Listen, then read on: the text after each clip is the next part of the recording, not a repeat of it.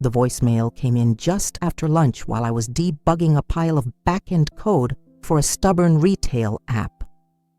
I didn't recognize the number, but the voice my father's was unmistakable. "Ivy, this is ridiculous. Your mother and I can't keep living like this." "Jade stepped up while you... What, disappear again?" "You think $50 makes a difference? She's been covering everything. At least she cares." My hand froze on the mouse. $50. I hit play again. Then again. Each time his voice sounded a little more warped, like the words were crawling through static straight into my chest. I minimized the code window and opened my banking app, scanning the transfer history I knew by heart. $2,000 every month, like clockwork. My name, my account, my signature. I scrolled back 6 months. Same amount, same recipient. Nothing had changed, except now apparently I was the deadbeat daughter. I stared at the screen until the numbers blurred. Then I opened a second window, pulled up Jade's profile. Egg glow with Jade. She was posing in front of a Bali villa, draped in white linen captioned, "Healing begins where gratitude flows." 300,000 likes. I closed the app before I could throw my laptop. The worst part wasn't the lie. It was knowing they believed her. I'd spent the last 7 years sending money home while working 70-hour weeks climbing from junior developer to senior project lead. I'd skipped vacations, ignored promotions in other cities, just to stay close enough in case they needed me. I bought their groceries online, paid off their HVAC replacement, even covered a medical bill when Mom's insurance lapsed. Jade. She showed up once a season, made a smoothie, and got a standing ovation. The next morning I didn't send the transfer. I didn't say a word, didn't make a scene. I just canceled the recurring payment and sat in my kitchen, the Portland rain tapping against the windows like it knew what I'd done, what I'd... By Friday, no one called. "No, are you okay?" No, we didn't know. Just silence. So I started digging. I reached out to the bank, pulled every record. Turns out the joint account I'd been using had been restructured 6 months ago. The co-owner, Jade Serrano, I hadn't even known. She'd convinced my parents to update the account for security reasons, then rerouted everything under her name. Every dollar I sent, she laundered it through herself. Every grocery order, she made sure the name on the delivery was hers. The new fridge, the dental work. All signed off as gifts from Jade, our sweet girl. And the kicker. She told them I stopped helping altogether. Said I was too busy building apps for strangers to care about the people who raised me. I didn't cry. I didn't scream. I went quiet. That night I deleted my family group chat and blocked Jade's number. I wrote a new will. I updated every financial record, severed the joint account completely, and locked my credit profile. Then I wrote one line on a sticky note and stuck it to my bathroom mirror. "You do not owe loyalty to lies." I kept working. I kept breathing. But something inside me had changed quietly, permanently. For the first time in years, I stopped asking what else I could give and started wondering what I could finally keep. I didn't even have to finish the sentence before Theo turned in his chair and opened a new spreadsheet. He was like that, sharp, precise, a little dramatic in the way only data analysts can be. So he said already, typing, "You're telling me your sister siphoned your money, spent it like it was hers, and let your parents believe she was the generous one." I nodded. "For over half a year, and you just let it happen." "I didn't know it was happening," I said, frustration flickering in my voice. "Until last week. Now I need to know where it all went." He cracked his knuckles. "Let's find out." We worked out of his apartment surrounded by half-drunk coffee mugs and 2 cats who thought my lap was a lounge chair. I handed him the PDF exports of my bank transfers, the statements from the shared account, and the usernames I suspected Jade used on a few payment apps.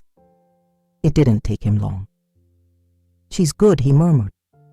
"Smart enough to mask the transfers by moving everything into a secondary holding account before spending. But not smart enough to cover her trail," I added. He smirked. No one ever is. Within 2 hours, we had a full report, complete with merchant codes, timestamps, and screenshots, luxury skincare shipments from Paris, 3 wellness retreats, one of which was in Tulum and listed under a business expense, a designer handbag store that cost more than my rent, and the pièce de résistance, a $9,000 down payment to a Tesla showroom in Beaverton. Jesus, I whispered. She bought a car. Technically, Theo said you bought a car. I felt my stomach twist. Every dollar had a memory.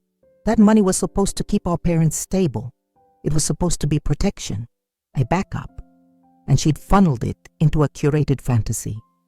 My chest tightened, not with sadness, but with clarity. She used me, I said. They all did. Theo turned to me gently.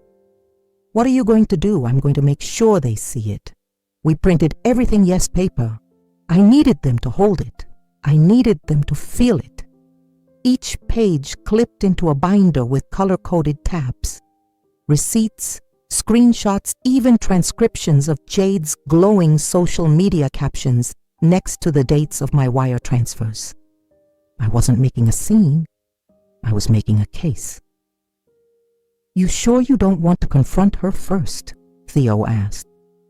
She's had 31 years of the benefit of the doubt, I said. Now she can have the facts. I mailed the binder in a simple envelope, no return address. I sent a copy to my parents too. Let them flip through it page by page while they sipped the tea she bought with my money. Then I waited. No one called that night, not the next day either. But I knew the silence wasn't ignorance anymore. It was guilt, and guilt had a very short shelf life. By the 3rd day, the group chat was reactivated. By the 5th, my mother left a voicemail in that shaky, tear-soaked tone that used to pull me in like a tide. Ivy, honey, there's been a misunderstanding. Your sister, she was just trying to help. We never meant to make you feel click. I didn't need the end of the sentence. They never meant to see me, but I saw myself now, and I was done waiting to be seen. I scheduled the video call for Sunday at 3 p.m., a time I knew none of them could dodge with work or errands. Jade preferred mornings for her yoga live streams. Dad napped after lunch, and Mom would have just finished her afternoon coffee. That's when they were sharp, alert. I wanted them fully conscious for this. I stared at my laptop as the call rang. One by one they appeared on screen. Jade first lighting perfect hair, glossed and curled, sitting in a pristine space filled with white pillows and eucalyptus branches. Her smile was camera ready. Next, my parents' dad in his flannel robe.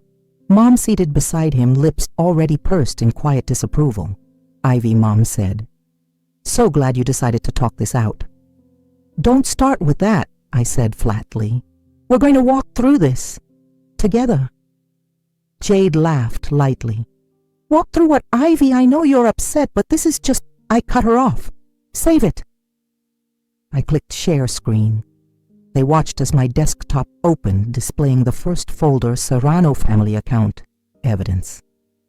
Inside were subfolders, financial transfers, email confirmations, even voice memos where Jade described her charitable work for our parents.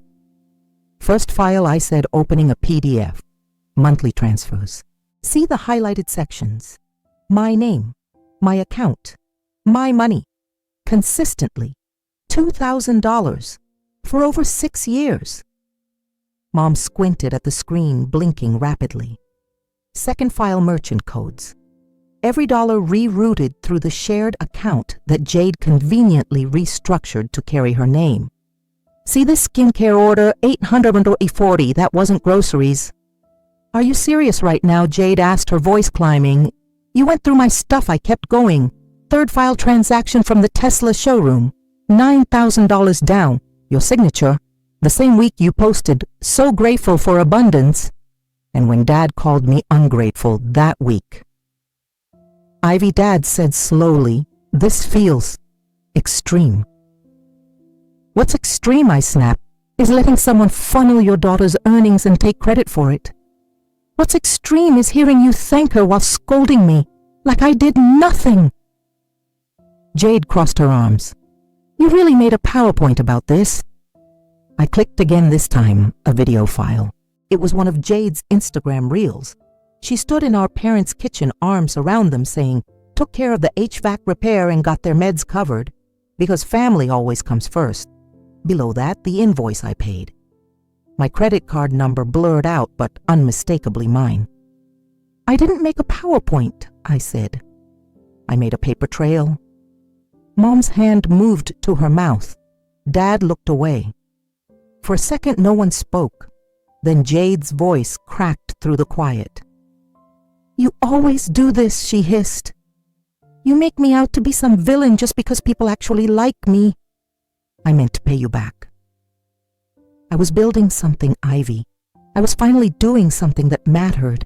And you needed my money to do it. I needed support, she snapped. I thought we were a team. No, I said. You thought I was a resource, not a person. Dad muttered, We didn't know. That's the point, I replied. You never asked. You just believed her over and over because it was easier to believe the golden one. The screen flickered. Mom reached forward, fumbled with the mouse, and then click. They hung up. I stared at the empty screen. Just me now. No yelling, no apology, just silence. I closed the laptop and sat back. It was over. Not the story, but the performance. I'd given them the truth, and they chose to log off. 3 weeks passed. No calls, no texts, not even a half-hearted quote reposted on social media to say I forgive you even if you're wrong. Just silence. At first it was peaceful. I finally slept through the night. I took walks after work. I even started painting again, just small pieces, abstract swirls, something to pour the ache into. But that peace didn't last long. The letter came on a Thursday. Certified mail. Official letterhead. My name misspelled by one letter, but the threat was crystal clear. It was from a lawyer representing my parents. A demand for reimbursement. They were suing me for a breach of familial financial expectations. A 10-page packet of nonsense that claimed I had made verbal promises to support them indefinitely, that I had caused emotional distress and hardship by terminating those funds without sufficient warning. They even attached screenshots of old texts where I said I'll always have your back, as if love could be notarized. I stood in my kitchen, the envelope in my hand, heart pounding, but not with fear, with fury. They had turned my sacrifice into a contract, and now they wanted blood for breaking it. I called Theo, who put me in touch with his firm's general counsel, a kind but ruthless woman named Amaya. She read through the letter once, then leaned back in her chair and said, Good. Let's light a match. We filed a response within 72 hours. Not just a denial, but a statement of counter-evidence outlining financial manipulation, misappropriation of funds, and elder deception through a falsified shared account. Jade's digital footprint was robust, loud, and damning. Amaya compiled every Instagram claim, every timestamp, every lie. It was cold, it was clean, and it was ready. But I wasn't done yet. There was one more thing. A year ago, a popular lifestyle blog had done a glowing profile on Jade, the digital daughter, how Jade Serrano brings wellness and warmth to her family and followers. It had gone semi-viral, hundreds of comments praising her grace, people quoting her modesty as she walked her parents through their grocery haul. I remembered the writer's name, June Everett. I emailed her. Subject line correction on your 2022 profile, receipts attached. I wasn't petty, I was thorough. I didn't tell her what to write, I didn't beg for a takedown, I just laid out the facts. A quiet list of lies, screen captures, and my own financial breakdowns, dated verified honest. June didn't respond right away, but the post was updated by Monday. Editor's note. Recent evidence has brought significant questions to light about the accuracy of this profile. We are currently reviewing the facts. We apologize to any readers who were misled. And then came the comment storm. Jade's followers started noticing inconsistencies. Why was the car lease under another name? Why did her wellness retreats line up perfectly with someone else's travel receipts? Her engagement dipped. Her brand sponsors pulled out one by one. She went silent online, completely. The influencer blackout was almost louder than her constant noise. And as for my parents, they dropped the suit. No apology, no explanation, just a quiet retraction letter marked resolved, closed, as if they hadn't tried to turn my heart into a courtroom. I sat on my porch that night, a glass of wine in hand, watching the moon rise behind the trees. I wasn't celebrating. I was grieving, honestly, but not for them. For the version of myself who had spent so long trying to be enough for people who measured worth in obedience. That girl was gone now. And the woman left behind, she was done apologizing for waking up. By late spring, the fallout had stopped whispering and started shouting. Jade's Instagram went from glowing affirmations and bily filters to long stretches of silence broken only by vague, cryptic stories. A black screen, a slow zoom on a flickering candle, a tear-streaked selfie without a caption. Her comment sections, once filled with heart emojis, and so inspiring posts now read like trial transcripts. So your sister paid for all this. Tell us again about gratitude while you scammed your own family. Where's the refund on that Tesla? Her sponsors began to evaporate one by one. First, the organic supplement line she'd launched with 3 promo videos. Then the retreat group that had hired her as a wellness ambassador. They all issued statements within days of each other. Due to recent developments, we are ending our partnership with Miss Serrano. Even her longtime skincare partner archived all their joint content. The internet, once her echo chamber of curated praise, had become a mirror. And Jade couldn't stand what she saw in the reflection. She tried to spin it, posting a tearful explanation video filmed in low lighting saying how she had always meant to make things right, that the internet didn't know the full story. But viewers weren't buying it. I didn't watch the full clip. I didn't need to. I'd already lived it. What I hadn't expected, though, was what followed. My mother called again. I didn't answer. Then came a text from an unknown number. The house. Please, it's happening. I didn't respond. But curiosity, old habits, made me check the county tax site. And there it was. Public record, an auction date, unpaid property taxes totaling nearly $18,000, 3 years worth, all overdue, all quietly piling up while I'd been covering it until I stopped. That's when it hit me they hadn't just relied on me out of comfort. They'd built a system on my silence. I used to think I was holding the family together with kindness, responsibility tradition. But really, I'd just been patching their holes with my paycheck. And now the leaks were flooding in. A week later, Theo sent me a photo he'd taken on his walk. A for auction sign stood staked into the front yard of the house I grew up in, flapping in the wind, like it was announcing the death of a dynasty. Want me to go in and grab anything sentimental, he'd asked. Old trophies, childhood guilt. I told him no. There was nothing left in that house I hadn't already buried. I started getting messages from distant relatives after that. Some angry, some pretending they'd always been in my corner. One aunt texted, "If only you'd handled this more privately." As if silence had ever done anything but let Jade shine brighter. I went back to work. I wrote code. I cooked new recipes. I watched the seasons shift from my porch, and I let the storm rage far away from me. Eventually, the calls stopped. Eventually, so did the guilt. And in that stillness, I realized something I never had before. I had spent years trying to be the fixer, the silent strength. But maybe strength wasn't about swallowing betrayal and calling it patience. Maybe real strength was letting it collapse and refusing to pick it up again. Saturday morning rolled in slow and gold. Portland skies were clear, a rarity in spring, and the air had that post-rain crispness that makes everything feel like a second chance. I was pouring coffee when the email hit my inbox. Subject line, Ivy, please read. From Mom. I stared at it longer than I should have, half hoping it would vanish on its own. I clicked, even though I already knew I shouldn't. Her words were short, clipped like she'd written them while angry crying into a keyboard. You were always so cold, even when you were a child, so closed off, so calculating. Maybe this is who you are now, but I don't recognize you. I hope one day you learn what it means to forgive. No greeting, no signature, just a gut punch wrapped in motherly concern. I didn't reply.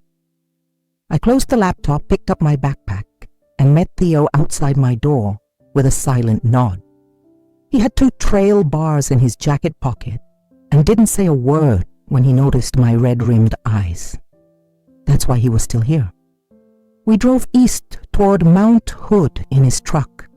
The radio off the windows cracked just enough to let in the wind. The forest trail was quiet except for bird song and the steady crunch of boots on packed dirt.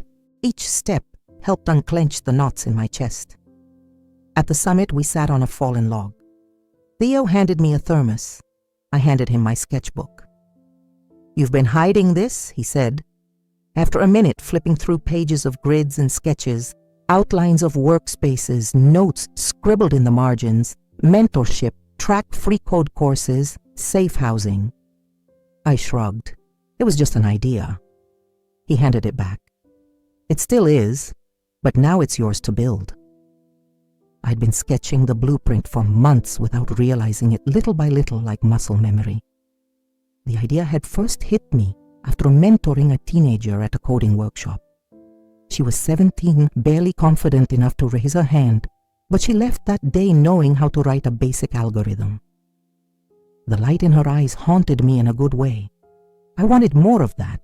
Not pity work, not charity, infrastructure, investment, opportunity, a place where girls like me, quiet, overlooked, weighed down by you're too much and you're not enough, could walk in, sit down and start creating.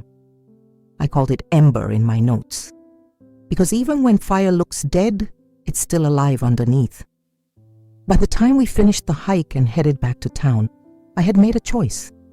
No more trying to be understood by people who never listened. No more surrendering pieces of myself just to keep the peace. No more mourning the idea of family I'd chased my whole life. Instead, I would build something for the ones who needed it. That night I bought the domain www.emberinitiative.org. It felt small, quiet, but mine. I didn't tell my mom about it, or my dad, or Jade. They'd have called it another dramatic reaction, but Theo. He helped me price laptops and research grants. He read every scribbled mission statement like it was scripture, and when I sat alone on my porch watching the last pink streaks fade from the sky, I felt something unfamiliar in my chest. It wasn't sadness, it wasn't pride either. It was peace. And that more than anything told me I'd made the right choice. I didn't need to explain who I was anymore. I was too busy becoming her. 6 months later, I stood backstage behind a sliding glass door, staring at the crowd gathering in the courtyard of the new Ember Initiative Center. String lights floated above a sea of folding chairs. Someone had set out hand-painted signs that read, "Build here, burn brighter." I smoothed my black slacks, adjusted the collar of my no-name blouse, and took a slow breath. No glam squad, no curated speechwriter, just me. Theo caught my eye through the side curtain and gave a short nod.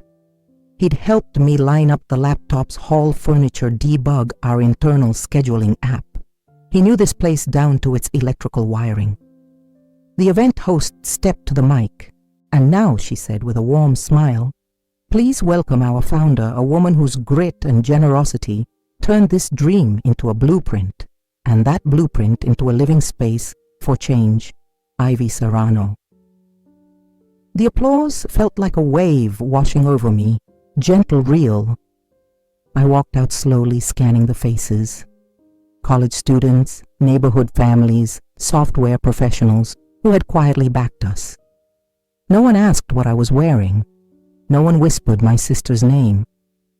I stood in the middle of what I built floor-to-ceiling windows behind me, a mural painted by local teens stretching across the back wall. It was a phoenix abstract, an angular rising from circuitry. "Thank you," I said, my voice steady. 6 months ago, Amber was just a sketch in my notebook. Today, it's a place where young women will learn not just how to code, but how to lead, build, and believe they deserve to take up space. I paused. We are not here because of perfect stories. We're here because of imperfect beginnings.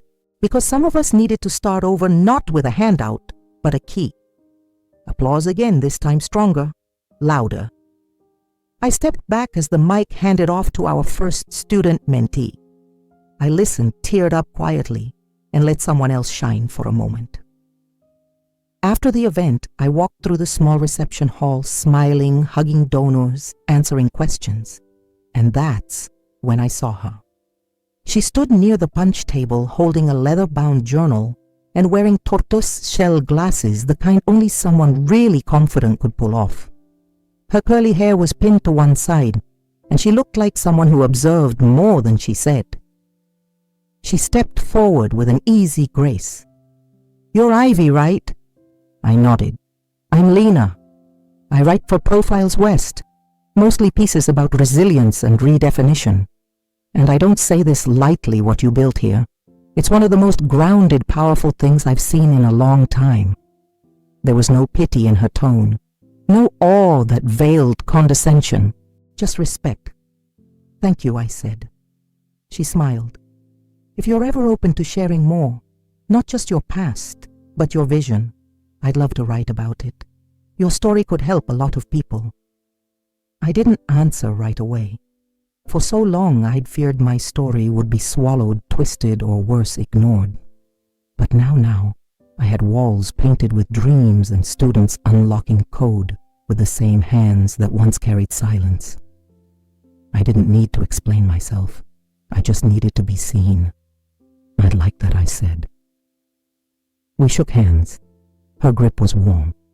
Later, I stood in my office alone, looking out the window at the courtyard, where girls were now taking selfies under the lights, laughing, arms linked. They weren't asking for permission. They were owning space. This was the moment my story changed course. Not because I proved anyone wrong, but because I finally built a place where the right things and people could grow. The farmhouse sits just past a winding gravel road hidden beneath a canopy of cedar and oak. I found it on a whim years after Ember had taken off run-down moss creeping up the porch shutters, hanging like crooked elbows. I loved it instantly. Now ivy climbs the stone walls, not me the plant. The irony still makes me smile. I live here with no echoes of what came before. Just morning birdsong, the smell of damp earth, and the voices of my chosen family echoing through the hallways. Kira, the sculptor who once slept in her car. Jonah, a teacher who bakes sourdough as therapy. Theo, who somehow became my brother without any blood between us. We're not a commune. We're not a brand. We're a constellation, each bright on our own, shining stronger together.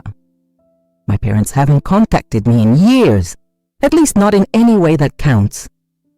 Once in a while, Jade sends a message, always vague, always wrapped in emotional fog.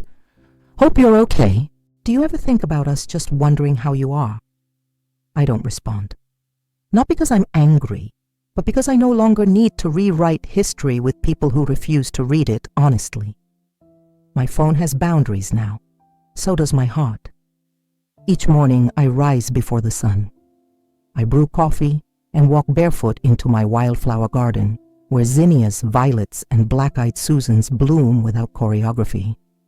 I dig my hands into the soil and feel nothing but life uncontrolled, messy, beautiful. Then I head to work. Ember's grown. We've opened 2 more centers, one in Oakland, one in Baltimore, each one uniquely designed by the girls who went through the first. Some of our students now teach, mentor, build their own apps. One launched a non-profit in her hometown in Texas. Another just started at MIT. And every time they introduce themselves at an event, they start not with their resumes but their stories, where they came from, what they overcame, what they believe in now. That's the real code I've helped write. Legacy not in marble statues or nameplates, but in movement, in voice, in light. At night I light a candle and sit by the window with a pen and a notebook. Not a laptop, this part of me stays analog. I write letters to my younger self. Not always full pages, sometimes just lines. You are not hard to love. You were right to leave. Not everyone deserves your explanation. You get to choose who sees you now. You're doing beautifully. Keep going. I tuck each letter into a box I keep beside my bookshelf. Maybe one day someone will find them. Maybe no one will. That's okay. The point isn't to be remembered. The point is to remember yourself. I don't need an apology anymore. Not from Jade. Not from my parents. Not even from the version of me who waited too long to say enough. What I have now is more than closure. I have a life I built not from guilt, but from clarity, from choosing truth over peace, voice over silence, self over shame. And every wild bloom in my garden is a reminder even things left unattended for years can thrive once given the light. The light I gave myself, the light I made. Thank you for joining me on this powerful journey of healing, betrayal, and quiet triumph. Stories like Ivy's remind us that strength doesn't always roar. It often whispers, builds, and rises from silence. If this story moved, inspired you, or made you reflect on your own resilience, then this is the space for you. On this channel, we dive deep into emotionally rich, true-to-life narratives, stories of everyday people rising above the odds, reclaiming their power and rewriting their legacies. Drop a comment below. What part of Ivy's journey hit home for you? Don't forget to subscribe so you never miss a chapter that might just change how you see yourself. Like and share if you believe in stories that speak truth to pain and power to silence. Because here, we don't just tell stories, we tell the stories that matter.